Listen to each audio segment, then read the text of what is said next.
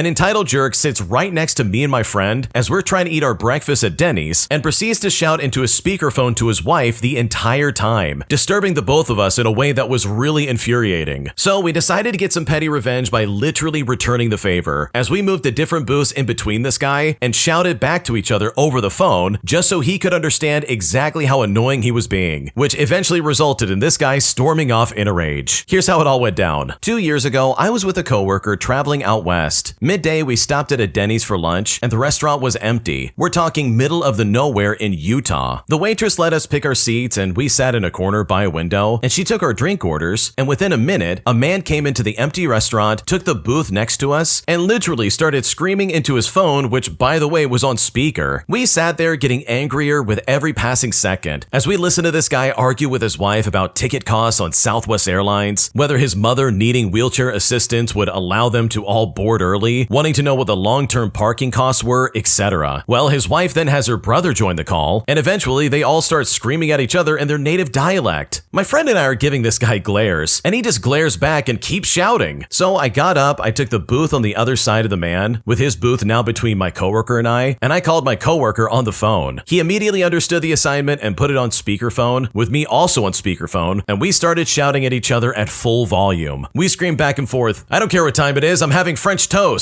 He then replied back, "I hope they do the thing where they give you like an extra milkshake in the metal cup." Well, the waitress comes back to our table and immediately understands what is going on. The random guy and his family are all agitated, and we can hear him yelling louder onto his phone, one hand over an ear. I'm shouting my order through the phone, and my coworker is relaying it to the waitress 6 feet away, and she literally just goes along with it and makes it even worse for this idiot. This goes on for 2 solid minutes until this guy stands up and shouts, "You guys are jerks," and finally storms out. And now we're laughing, the waitress is laughing, and after that we gave her a giant tip and we finally ate in peace. Okay, straight up, I cannot stand people who are on speakerphone and then yell into their phone. Seriously, unless you're in your car by yourself, there's no reason for me and the rest of the world to hear your stupid conversation. Like, I am not interested in what you're trying to say to your stupid family. I don't care what it is about Southwest Airlines or anything like that. Don't roll up and sit right next to my booth when I'm eating breakfast and start screaming into your phone like, dude, you could do that anywhere. You could do that outside, in your car, in the bathroom. Why are you sitting right next to me? So with all that considered, I love the way the original poster handled this. They literally gave this guy a taste of his own medicine, and clearly he did not like that very much. If you like Am I the Jerk, you're probably going to love Am I the Genius. Check it out, link down below in the description. Also, go to amithejerk.com/submit if you would like to submit your own stories.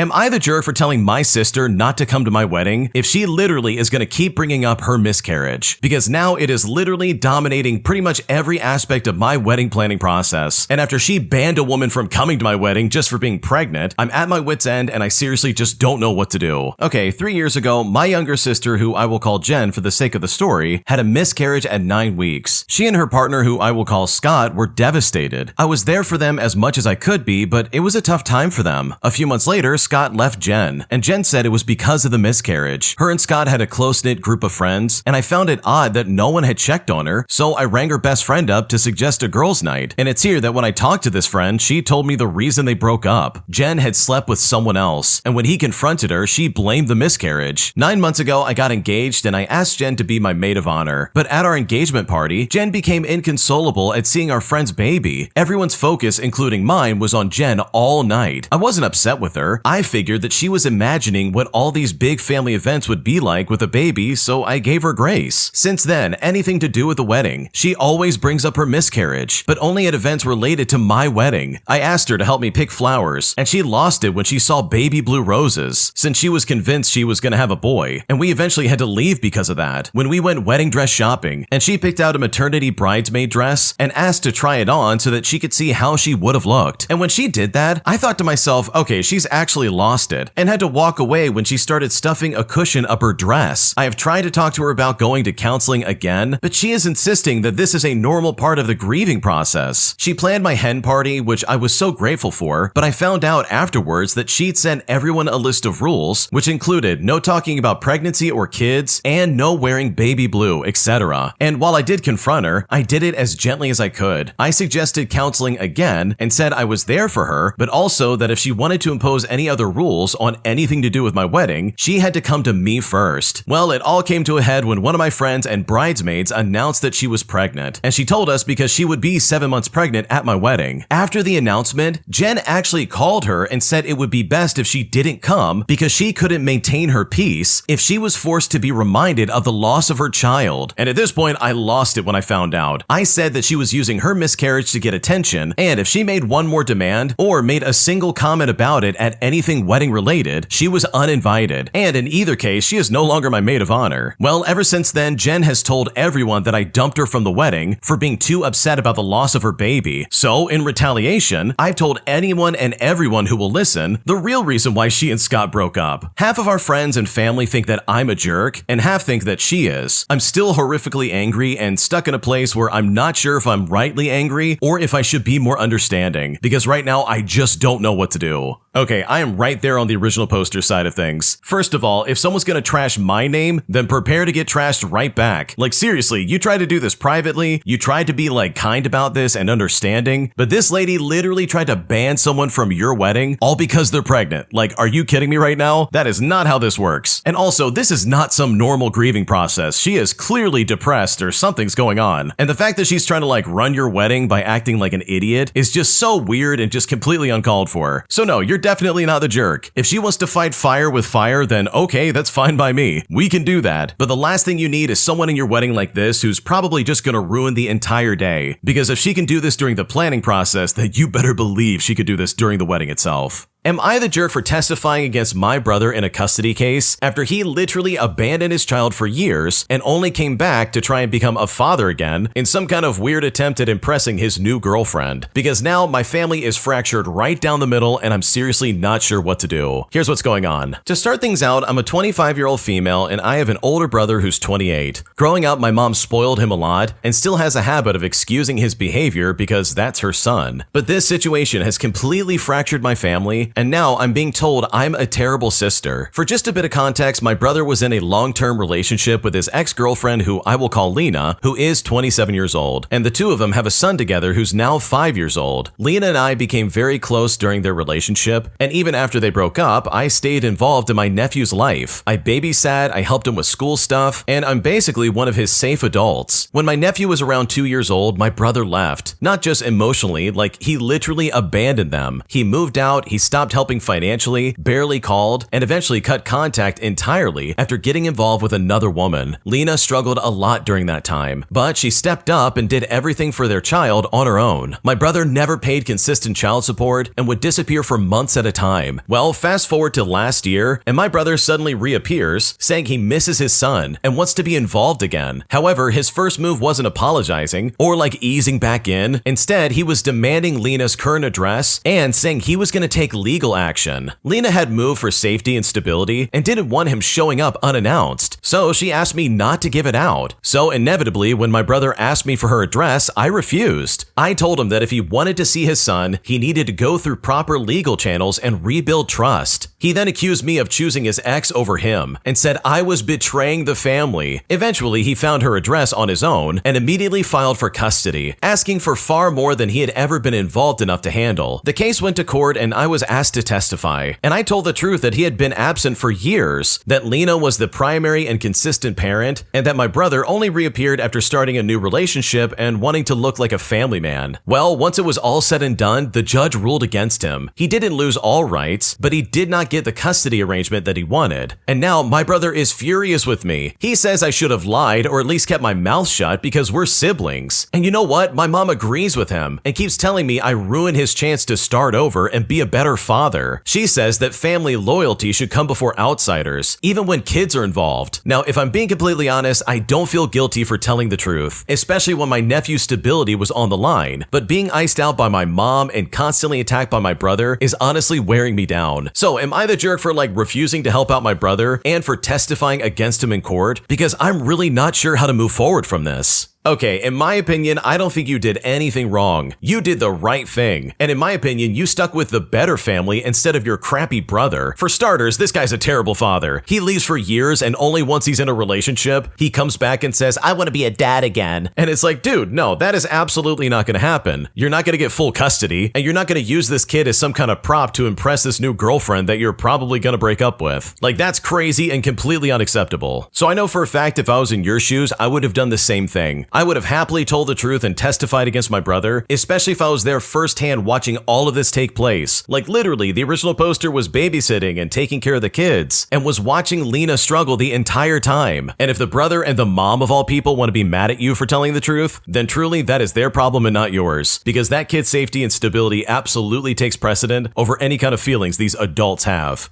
Am I the jerk for wanting to keep my engagement ring that my late fiancé gave me before he passed away? Because right now his mom is asking for it back, and I'm simply resistant to this idea. And at this point, I don't know what to do. I'm a 36-year-old female, and I lost my fiancé nearly 11 years ago in a car crash. We were both in the car, but I got out with only minor injuries, while he passed away instantly. This messed me up quite a bit, and I was in and out of therapy and support groups for years over this. Well, the support group is where I met my current partner, and he is a widower who also lost his wife to cancer, and we really understood each other's pain a lot and bonded over it. 3 years ago, we started dating, and we moved in with each other last month. I've remained close with the family of my late fiancé since I lost him, and they were a great support to me in the first few years. However, his mother asked me last week for the ring that he gave me back, since I'm now seriously involved with another man. She said she wanted the ring to keep in the family, and it would mean a lot to have it. And honestly, this really upset me. The ring he gave me wasn't a family ring, and literally the ring and garnet he picked out is because those are our birthstones. Like, I didn't want a traditional diamond. We picked the ring out together, and he saved for months to get me it. It holds a lot of beautiful memories for me, even if it is bittersweet, and I'm now at a point where I can enjoy the good memories without too much pain. Me being in a relationship now doesn't mean I have this ring gathering dust in a drawer somewhere. I wear it on my right hand now, in the same way that my partner wears his wedding ring. We both feel it's okay to honor our lost loved ones this way, and neither of us have any jealousy or negative feelings over this. I mean, we even have a picture of my fiancé and his wife on the wall in our living room. I told her I could understand if it had been like a family ring that he had inherited, even though that would still make me feel really weird about her asking to have it back, but it isn't a family ring. It's my ring that we picked out together, and I plan to wear it for the rest of my life. She insisted it should be back in the family, however, and that she wanted it as it was the last major purchase he made before he died. Well, I ended up hanging up on her as I was so upset, and I've been avoiding her calls ever since then. Well, my partner is angry on my behalf that she even asked this, and told me that she was being ridiculous and that I should wear the ring as long as I want to. But I seriously can't help but feel that I'm being punished for finding someone to make me happy, that I was supposed to mourn him forever in her eyes. I've spoken to my parents about this too to get their insight on it, and my mom feels that maybe I should give the ring back, as his mother is clearly just hurting and wants to hold on to something of her son. My dad, meanwhile, says that he can see both sides of this and that it is just my choice. But honestly, I don't know. I might be a bit too emotional over this. So am I the jerk or being unreasonable here? Because at this point, I really just don't know what to do.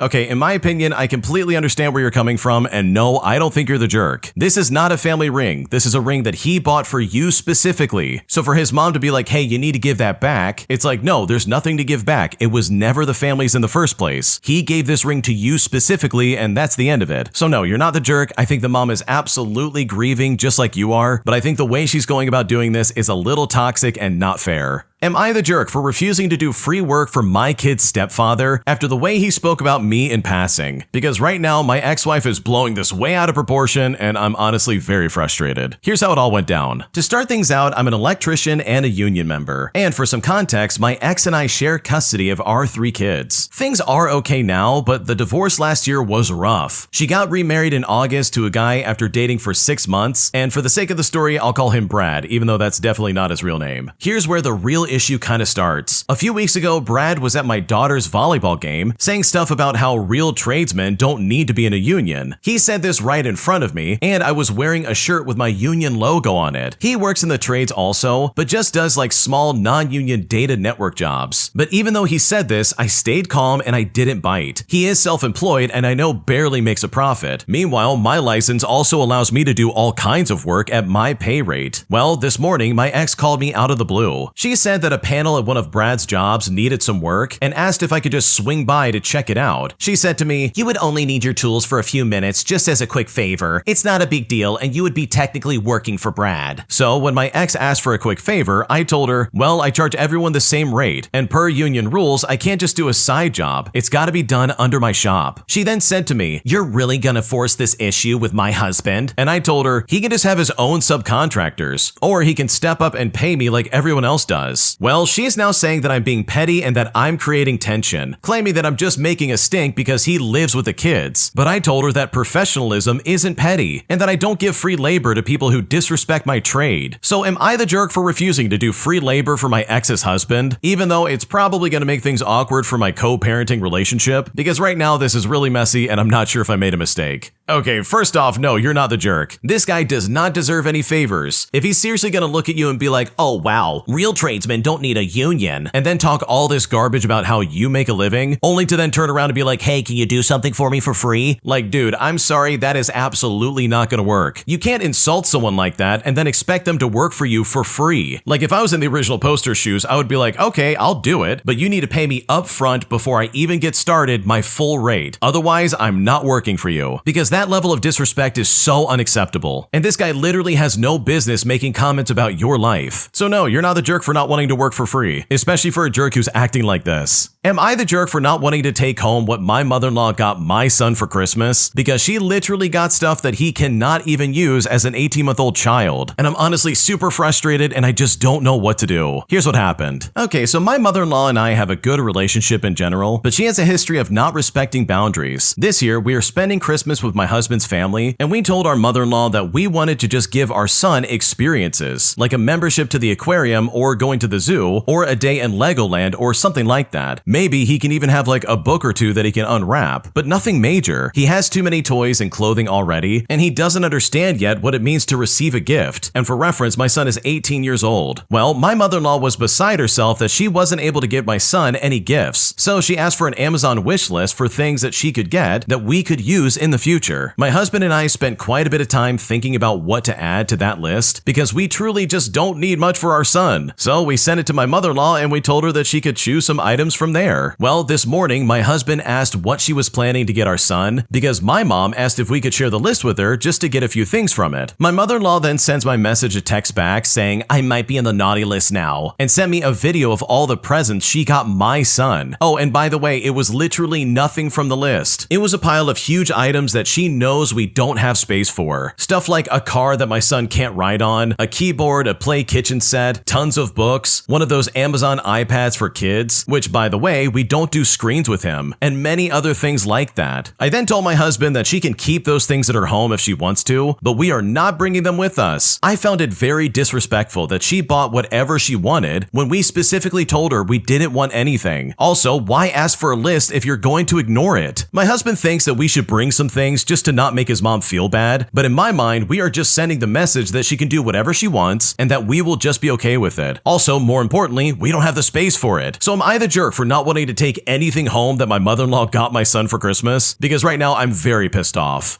Okay, I would be very upset too because this is so stupid. No, you're not the jerk. Your kid is 18 months old. He has no idea what's going on. So buying him all this stuff is kind of useless in my opinion. Like, he's not going to appreciate it. It's just going to sit there and collect dust. He also can't even properly enjoy it or like play with it. Not to mention the fact that the mother-in-law is like, "Okay, well, I need a list or something. Give me an Amazon wish list so I can get him something." Only to then not buy anything on it. Like, what a weirdo. This is so stupid. So no, you're not the jerk. This is honestly taking things way too far. And I think this is something that absolutely needs to be addressed much sooner than later. My mother-in-law unknowingly threw out my sourdough starter, which is the same one my now deceased grandmother gave me. And after I found out that this happened, I literally cried so hard. But now my husband has me second-guessing myself entirely, as he says I'm being overdramatic over something so mundane. And at this point, I'm not sure if I really am overreacting or if I'm justified in being upset, because right now I just don't know what to do. Here's what's going on. Okay, I want to start off by saying that I had a sourdough starter that was about 7 years old and was taken from a discard of my grandmother's starter, so it's old and it's very sentimental, and I've kept it alive through some really tough times for me. My mother-in-law came around to babysit my daughter who's 8 months old. She napped most of the time that she was here, and my mother-in-law graciously did a few loads of washing and cleaned our kitchen and floors. And for the record, I was and still am very grateful, and I thanked her profusely. But once my mother-in-law had left, I noticed the starter jar had been cleaned. I checked around hoping that she had maybe fed it and put it in a clean jar, but this wasn't the case. And I really didn't expect this to be the case, as she doesn't bake and doesn't really have any idea how bread is made. My husband then got home from work and I told him I needed a few minutes. And at this point, I went into my room and I had a big cry. I was mourning the starter as it was the last tangible part of my grandmother I had left. I didn't contact my mother-in-law about it, but I needed to get it out. Well, my husband said I was being very dramatic over what is just flour and water. And while I don't think I'm overreacting, my husband has made me second guess myself. So truly, am I overreacting here? Because this honestly is incredibly upsetting.